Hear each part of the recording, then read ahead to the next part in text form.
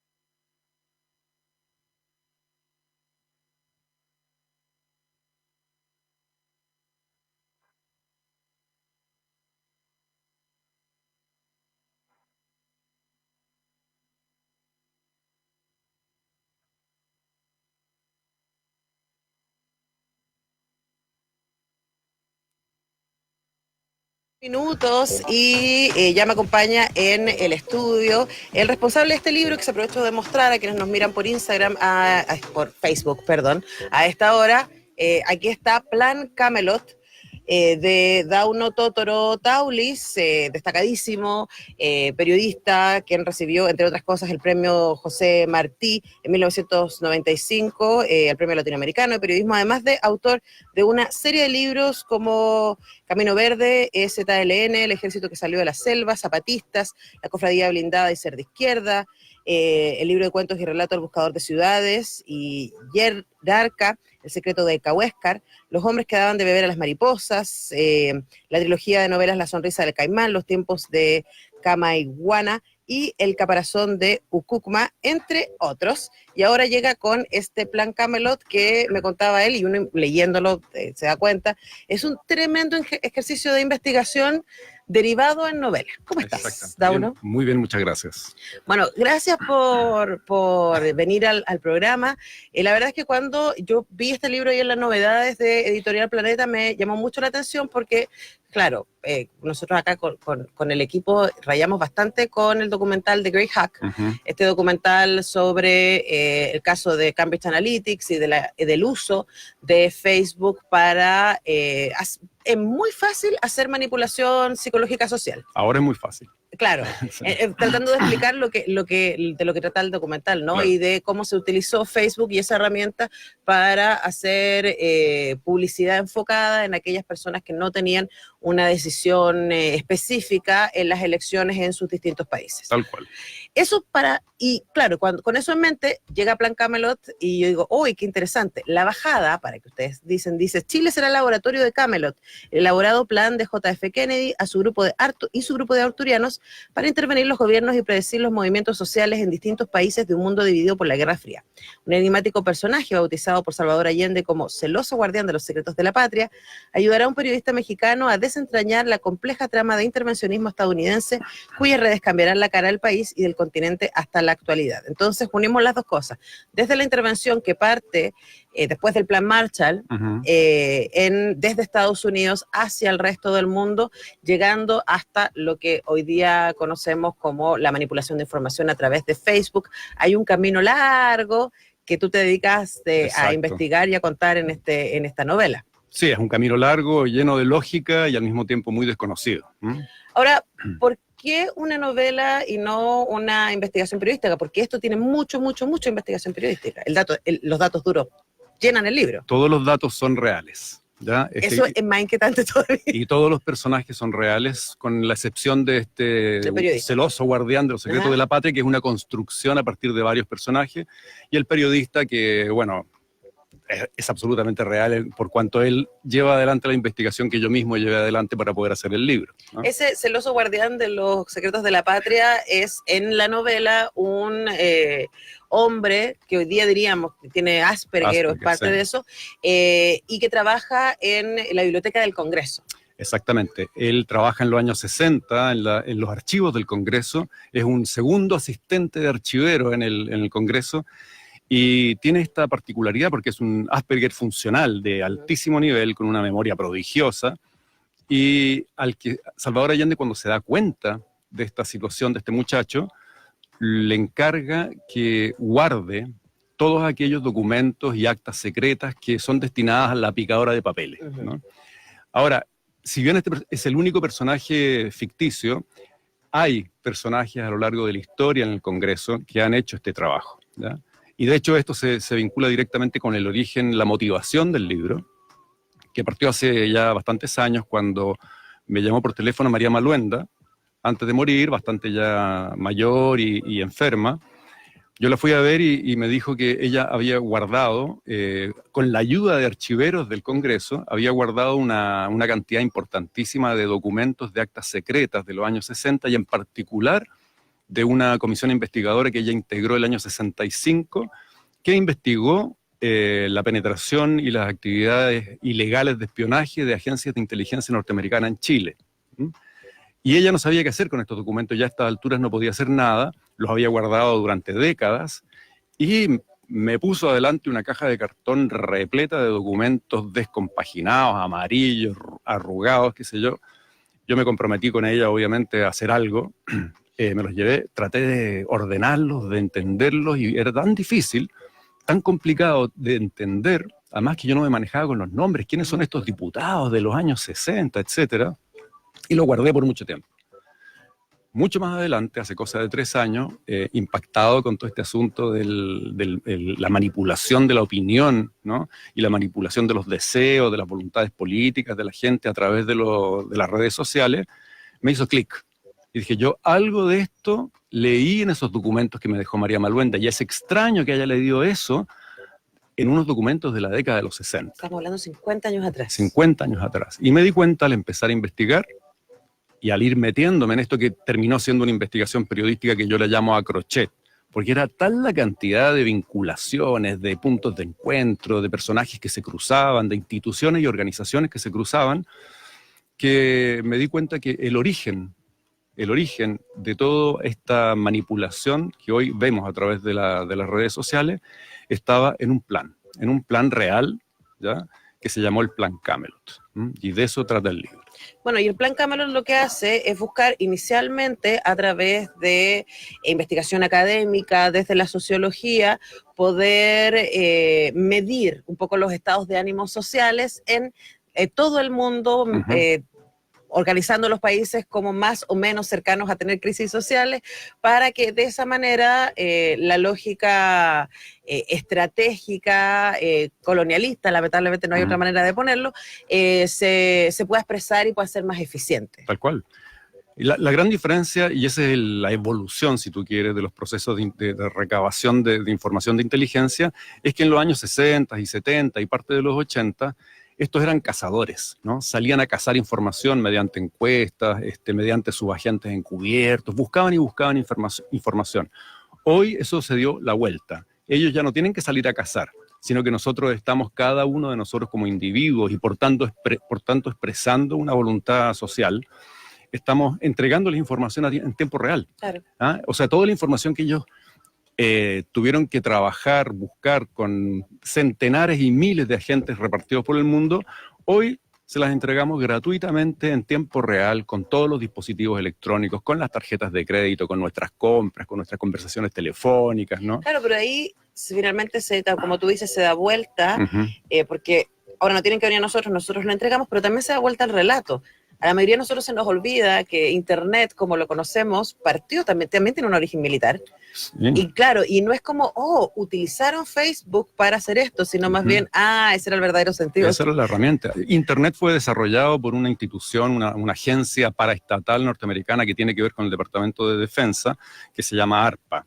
Y a su vez, ARPA, que es un organismo vinculado al Departamento de Defensa de los Estados Unidos, integra una gran corporación que muy poca gente conoce. Yo los invito a googlearla, a buscarla, que se llama la Corporación RAND, que es el verdadero think tank o cerebro detrás de todas las administraciones norteamericanas, puesto que es permanente. Y cada vez que se acaba un gobierno, por ejemplo, los personajes centrales, los más destacados, los más brillantes, pasan a integrar esta corporación RAND. Ahí tenemos a Colin Powell, ahí tenemos a Henry Kissinger, ahí tenemos astronautas, sociólogos, psicólogos, antropólogos. Es realmente impresionante. Entonces sí, efectivamente, esto se desarrolló en un ambiente militar, ¿no? Y nosotros creemos que es una herramienta de cohesión social, creemos que es una herramienta que ha democratizado las comunicaciones. Bueno, por un lado sí, ¿no? Efectivamente sirve para intercambiar información. El problema es cuál es la calidad de esa información y en qué burbuja cada uno de nosotros vive respecto de cómo nos estamos informando, ¿no? Lo que tú decías es clave.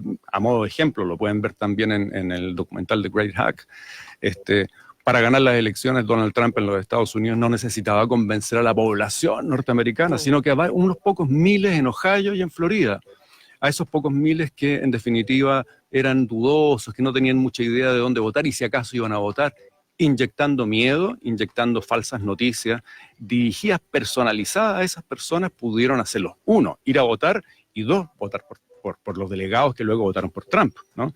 Entonces esto se maneja de esa manera, no es dirigido hacia las mayorías. Pero para saber a dónde tienes que dirigir, tienes que saber quiénes son y la información respecto a eso, y eso es básicamente, claro, lo que vemos en ese documental, y como me decía Dauno antes, Plan Camelot nos habla del origen, Exacto. que finalmente estamos viendo ahí. Estamos conversando con el periodista, investigador y autor Dauno Totorotauli sobre su libro Plan Camelot, que está en librería, una edición de Planeta. Vamos a seguir conversando con él y vamos a ir a escuchar ahora a Drexler con Universos Paralelos.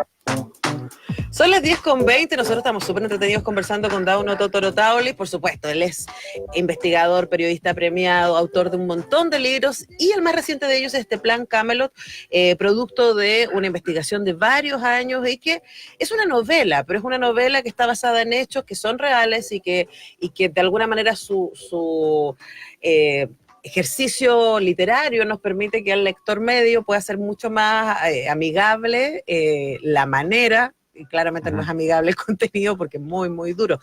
¿Por qué te parece importante contar esta historia y novelarla? Mira, con la experiencia que tengo yo en periodismo de investigación, sé que este tipo de temas, por ejemplo, llega a un público que ya está informado. ¿Ah? esto llega a un público muy acotado, muy restringido, que por un lado viene a reforzar, digamos, sus teorías o sus pensamientos, o que sencillamente encuentra absurdo que uno esté hablando de estas cosas.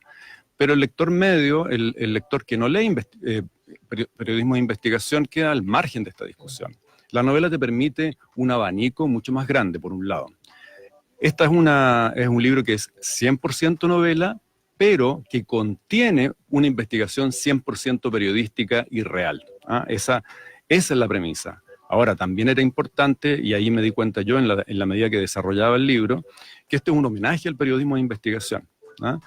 Porque cuando yo estaba haciendo la investigación me di cuenta que era tan atractiva, era tan entretenida la forma en que este periodista, aparte de no saber absolutamente nada, encontrarse con estos documentos secretos de hace 50 años y empezar a construir, digamos, toda una historia. Esa historia, ese proceso de investigación es lo que me motiva a hacer la novela. Bueno, y una de las cosas súper interesantes del libro, y que uno dice, bueno, estamos alucinando, este chauvinismo, de que todas las cosas parten en Chile, en este caso es real. Es real. O sea, Chile no solamente fue el laboratorio del sistema económico neoliberal, que es lo que nos resulta más evidente, sino también fue el laboratorio de este proceso de intervención informativa. Claro, Chile parece tener unas características, porque en el libro también se plantean en algunas reuniones de inteligencia que hay un personaje, digamos, ahí que es real, McCone es el director de la CIA, y le pregunta bastante indignado, digamos, al equipo de la Agencia de Inteligencia de la Defensa, oye, ¿qué estamos comprando en Chile? Estamos invirtiendo una cantidad de dinero, una cantidad de agentes que no entiendo qué es lo que estamos comprando en Chile, ¿no? Y lo que nos interesa ese lugar perdido en el sur. Ahora, los investigadores, este departamento gigantesco de sociología de la Agencia de Inteligencia de la Defensa, argumentan que Chile tiene unas características muy especiales. Es un país pequeño, aislado, remoto, homogéneo, ¿ya? Que permite evaluar con bastante precisión y rapidez cualquier influjo externo. Ahora, además tiene una característica que tú la pones ahí súper clara y que cuando yo lo leí dije, además, esto es Chile, que tiene un poder muy concentrado. Bueno, en los 60 ya era concentrado, hoy día ya es hiper concentrado, que es conservador, pero al mismo tiempo tiene un pueblo, una sociedad que tiene una tendencia de mirar el mundo desde el punto de vista socialista. Es un país casi de manual. Si tú quieres hacer cualquier investigación en inteligencia, investigación social, y buscas un país que pueda ser como una especie de plataforma básica que esté descrita con los tercios, con el poder, con la iglesia, con las Fuerzas Armadas y sus características, es casi de manual. Entonces Chile se convierte en un laboratorio hiper conveniente para este tipo de investigación y también para comerciales. Acá en Chile circula una cantidad de marcas de automóviles chinos que no están en ningún lugar del mundo. Aquí vienen a probar sus productos, si hay aceptación, si no la hay, antes de decidirse a producir y exportar a Argentina o a Brasil o a México. Es muy importante este laboratorio que nosotros llamamos Chile, ¿no? Y por eso el Plan Camelot, el primer lugar donde se aplicó fue acá. Lo interesante de todo esto es que aquí el plan se llamó Plan Camelot, ¿no? Pero se llamó Plan Camelot a nivel global. Y aquí reprodujeron el nombre, pero en Argentina, inmediatamente después, pocos meses después, se implementó lo que llamaron Plan Marginalidad, ¿no? En México, perdón, en Colombia, el Plan Simpático, que eran todos parte de este plan. Pero aquí no se preocuparon de ponerle un nombre así como Punta de Lanza, aquí no hay que ser aquí tan no, sutiles. vamos directo con el Plan Camelot. Ahora, ellos cometieron un error acá que finalmente fue en beneficio del propio plan, ¿no? Y es que fueron tan chabacanos, ¿no? Fue tan directa la aproximación a este plan que fue denunciada, fue descubierto y denunciado, lo cual generó la generación de esta comisión investigadora en la Cámara de Diputados. Pero todo se zanjó, ¿no? Con, por un lado, la pedida de disculpas por parte del Departamento de Estado y asegurar de que nunca más se iba a ejecutar un plan como este en Chile si es que no había autorización del Estado, del gobierno, ¿no?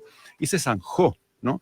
Y la única medida así como fuerte y terrible fue declarar persona non grata a Hugo Nutini, que fue la gente que vino a mover este plan acá. Que vino a hablar con los académicos, con las universidades, a tratar de presentarlo. Exacto, porque este no es un plan tipo CIA con agentes encubiertos que andan matando gente, ni financiando, digamos, comprando espías, ¿no? Este era un plan que estaba ejecutado por universidades norteamericanas a través de una agencia que se llama SORO, que es una agencia del Departamento de Defensa que hace investigación, ¿no? Y la idea era que fueran las facultades de sociología a nivel chileno, ¿no? O sea, y ni siquiera la facultad, sino que los sociólogos que trabajaban en estas facultades, quienes aplicaran el plan en Chile, sin saber para quién estaban trabajando. Claro, y esa ¿no? cuestión es bien inquietante y uno lo puede ver hoy día, luego, que es mucho más transparente y lo pasa mucho, especialmente en el espacio de las ciencias duras, pero también en las ciencias humanas, de quién te financia y para qué te financia. Exacto. Y claro, aquí la propuesta era muy tentadora. Lo interesante es ver cómo eso parte desde ahí con la misma lógica. La información es poder.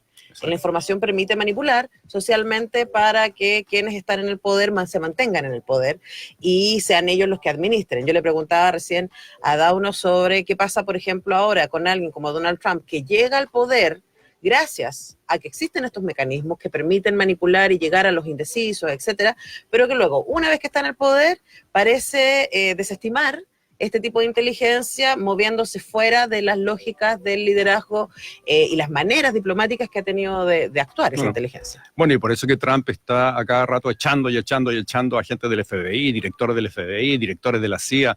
Pero lo que a nosotros nos cuesta entender es que la política, la gran política, el gran cuadro, ¿no? Se despliega en términos históricos más largos, ¿no? Aquí por lo que se está velando es por la perpetuación o la prolongación en grandes periodos de la hegemonía norteamericana, ¿no? Bueno, y por eso uno puede entender por qué, justo ahora apareció esa llamada entre Trump y el presidente de Ucrania, y es como, mira qué raro, ¿y quién habrá soltado eso? Y resulta que nosotros lo que no estamos viendo la gran película, no estamos viendo el contexto grande porque no lo conocemos, no sabemos cuáles son los mecanismos de inteligencia que operan, pero aquí yo vuelvo un poco para atrás, que es súper importante y explica y nos da pistas sobre todo. No sé si explica, pero da pistas respecto de cómo esto funciona. Cuando todas estas instituciones académicas se dan cuenta que detrás de la iniciativa está la Universidad de Washington y todos saben en ese momento que la Universidad de Washington depende del Ministerio de Defensa, del Departamento de Defensa de los Estados Unidos, es cuando se encienden las alarmas, ¿no? Pero hoy nadie cuestiona investigaciones locales en derechos humanos, gente de izquierda, qué sé yo, que esté financiada por la Konrad Adenauer, por la Fundación Rockefeller, por la Fundación Ford. La Fundación Ford apoya grandes proyectos en derechos humanos, en investigación. Pero ¿quiénes son estos gallos?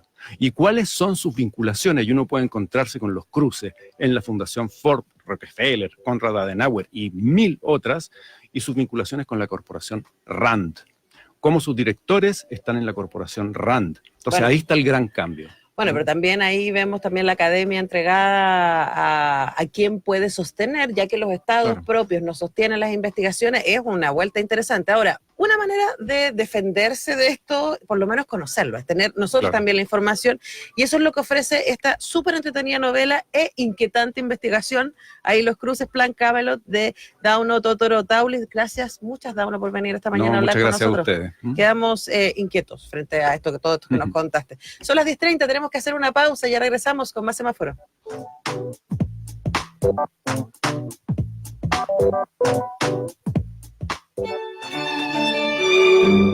Radio Universidad de Chile te invita a escuchar los miércoles a las 20 horas Diálogos, un programa del Instituto de Chile, conducido por Fernando Lolas, académico de la lengua en la radio que piensa.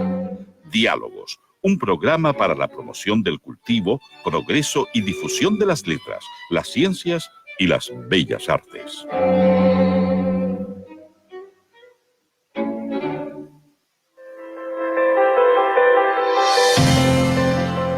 La escalada de violencia y corrupción que azota a los países centroamericanos, principalmente en el denominado Triángulo del Norte, es también la causa de la debacle migratoria más impresionante que se haya producido en la región.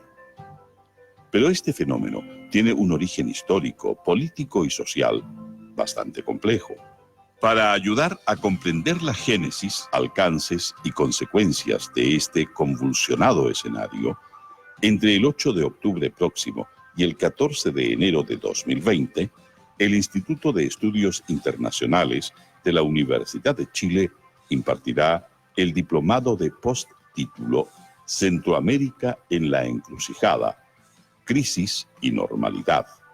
Más información al teléfono 229-77-2800 o en nuestro sitio web www.iei.uchile.cl.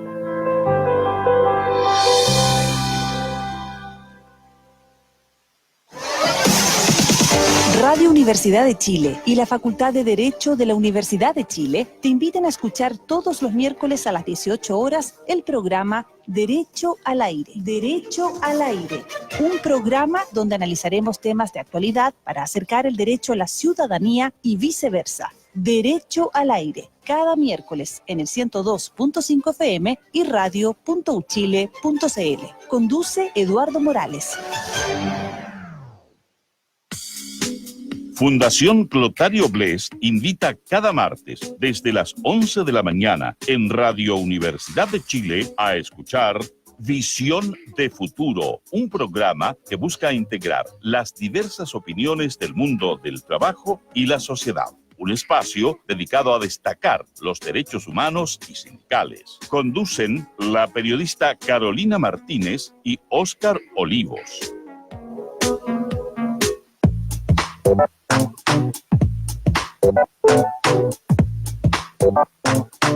10:33, en unos minutos vamos a estar conversando sobre la obra Irán 337, violencia político-sexual en dictadura, pero antes vamos a ir a escuchar a Lila Downs con Zapata se queda.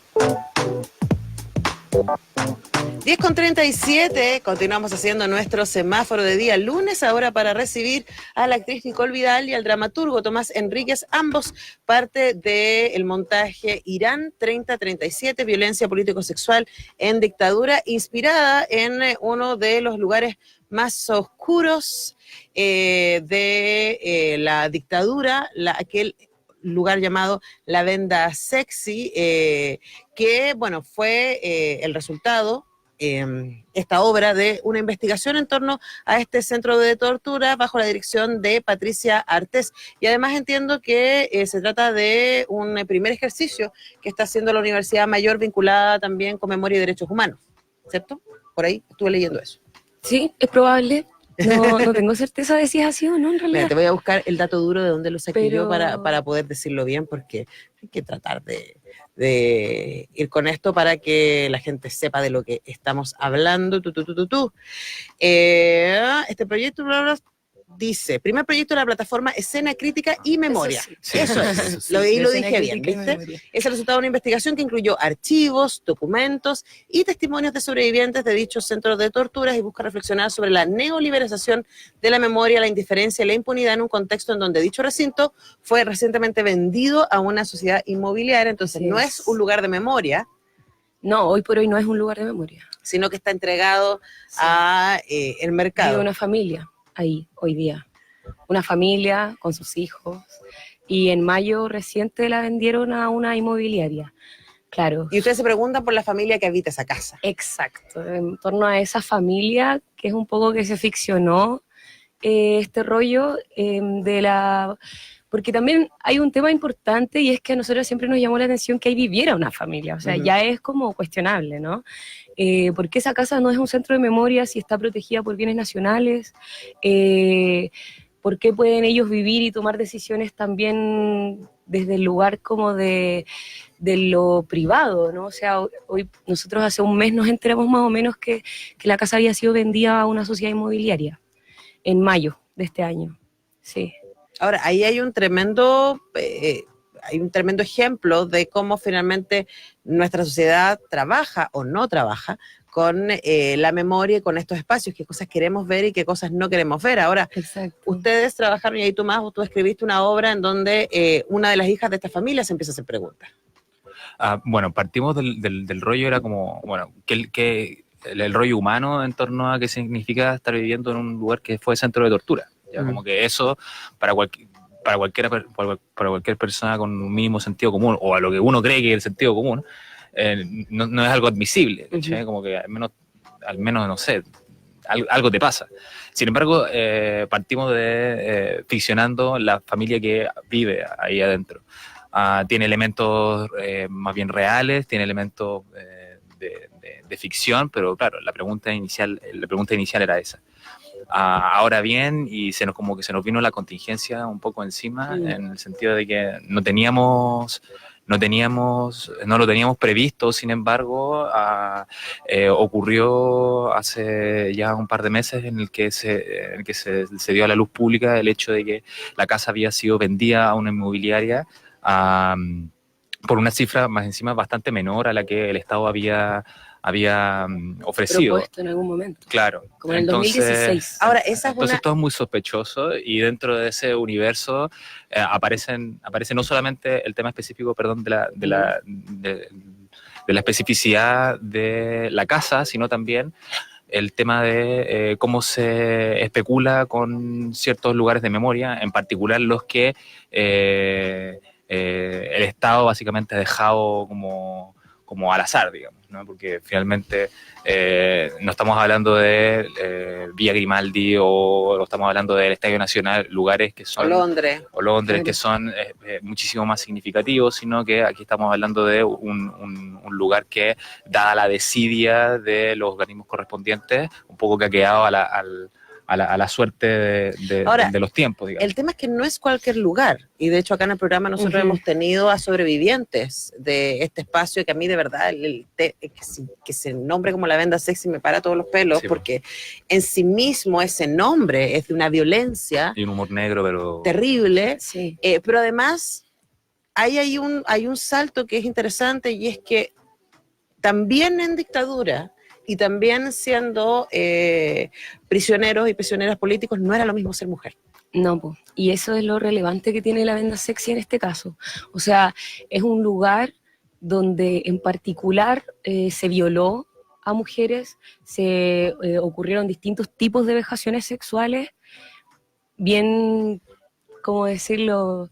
Son indescriptibles, ¿no? Un poco. En ese lugar, bueno, es bien conocido por el tema de que se violó con un perro, que fue entrenado por una mujer, etcétera. Sí. Esos testimonios que igual es bien terrible que las sobrevivientes los han tenido que reiterar 1 y 1000 veces, porque además en su rol de no tener justicia hoy por hoy, se han encontrado también con esta constante reiteración del testimonio, que igual es bastante fuerte, ¿no? Claro, pero además pensando que ellas son el testimonio, exacto, ya que el lugar físico se niega no a ser reconocido fondo, como memoria. ¿no? Claro, porque además ocurre que constantemente también se les ve como víctimas y ellas en su momento también fueron, hasta hoy, digámoslo, mujeres luchadoras, ¿no? Mujeres militantes, mujeres que tuvieron un ejercicio político detrás a lo largo de sus vidas y que tampoco ese lugar les ha sido reivindicado como mujeres. O sea, constantemente la sociedad chilena victimiza mucho a esas mujeres sin darles el lugar político que les corresponde también.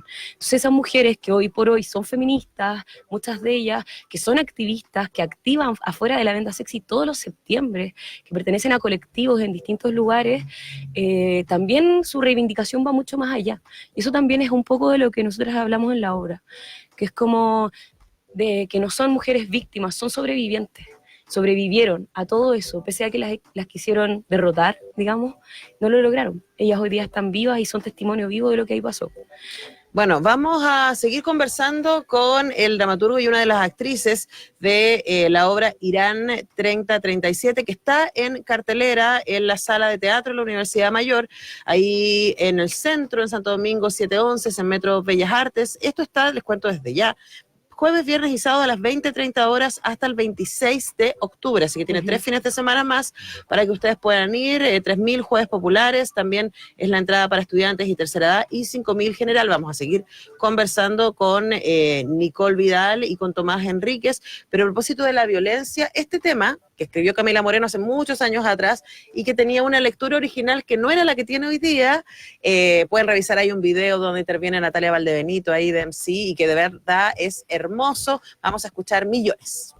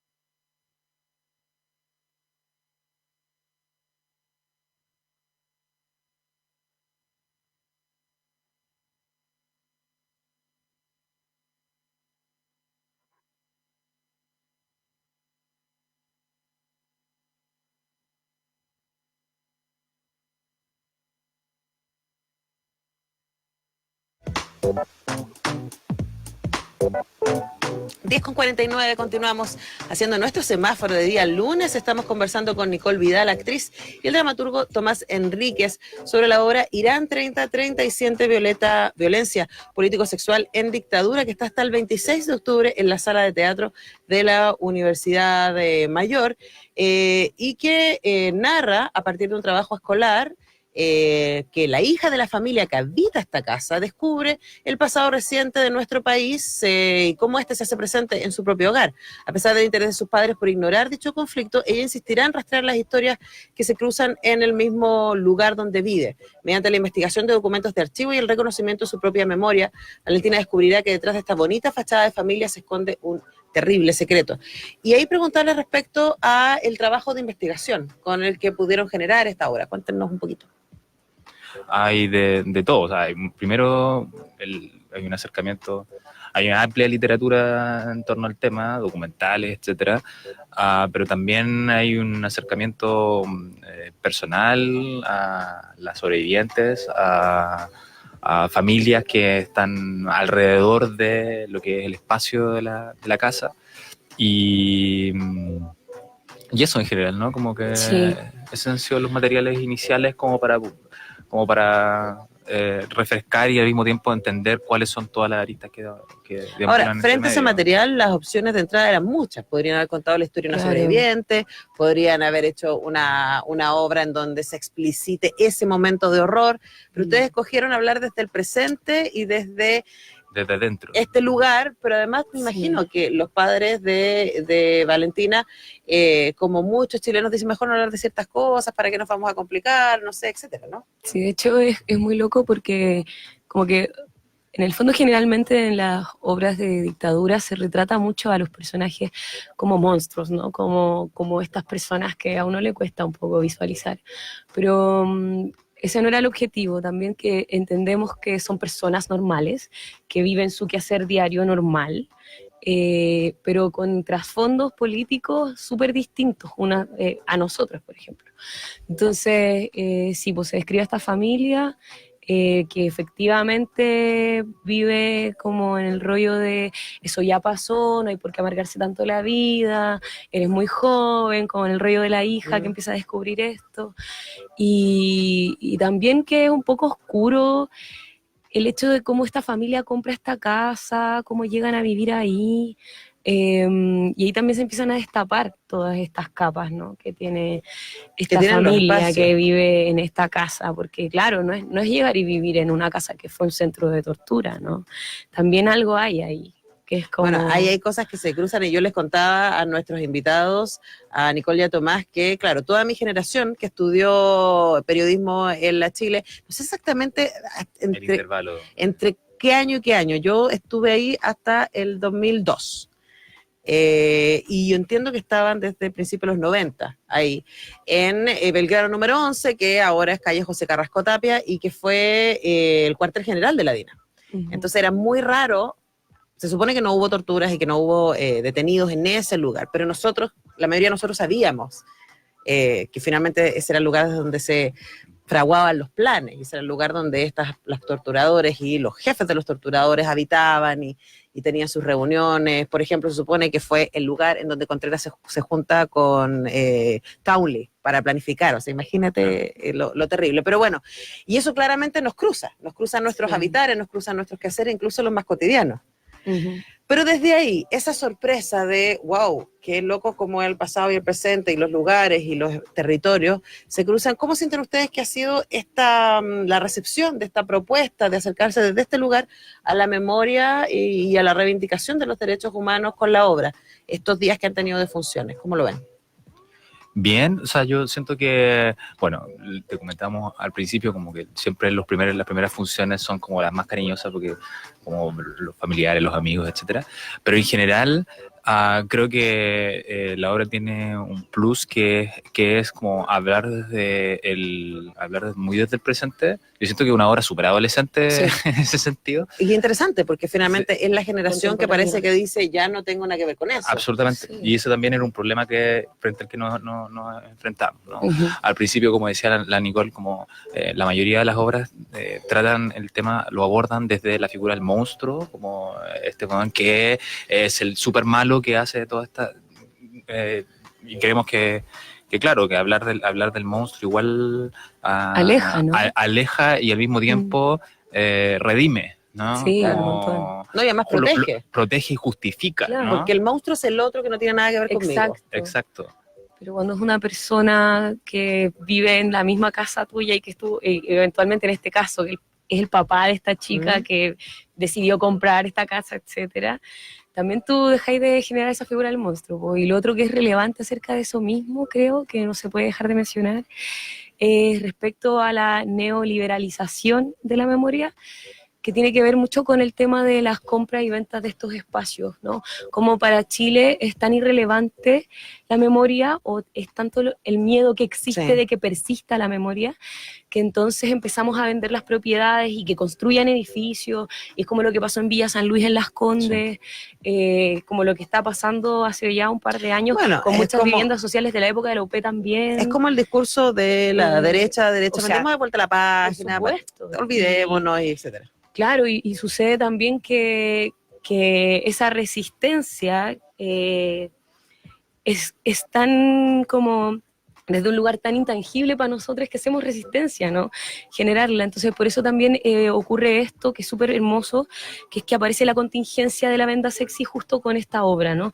Porque la venimos construyendo ya como en Claro. planes desde el año pasado, pero porque ya veníamos participando hace un rato en intervenciones afuera de la venda sexy con las Y de repente feministas, ahora justo se enteran de que se de vendió. todo, ¿no? Entonces, Bueno, maravilloso. Fue una Da extraña, para- extraña Una extraña coincidencia. Bueno, pues pregúntenle a la gente de La Pieza Oscura, a nuestro amigo Marcelo Leoner, era muy gracioso porque cada semana, era muy gracioso y terrible, o sea, con Noche Mapuche estaba pasando algo en el Gualmapu, todas las semanas tenían algo que decir, entonces, bueno, estas cuestiones nos cruzan, es nuestra sociedad y la manera en que Sí. las construimos, por eso es importante ver obras que nos invitan a reflexionar acerca no solamente de nuestro pasado, sino también de quiénes somos hoy día. Irán 3037, violencia político-sexual en dictadura, jueves, viernes y sábados, hasta el 26 de octubre a las 20:30 horas en Santo Domingo 711, la sala de teatro de la Universidad Mayor. Muchísimas gracias, Tomás, gracias, Nicole, por acompañarnos. Gracias. Gracias a ustedes. Síganos en Escena Crítica. Escena Crítica. En Instagram y Facebook. Y en Escena Instagram y Facebook. Perfecto. Dramaturgo, actriz de la obra Irán 3037, violencia político-sexual en dictadura, para que no se la pierdan. Nosotros tenemos que despedirnos, estamos un poquito pasadito del tiempo, perdón. Gracias, Tania, gracias, Cami. Nos encontramos mañana a las 10 en un nuevo semáforo.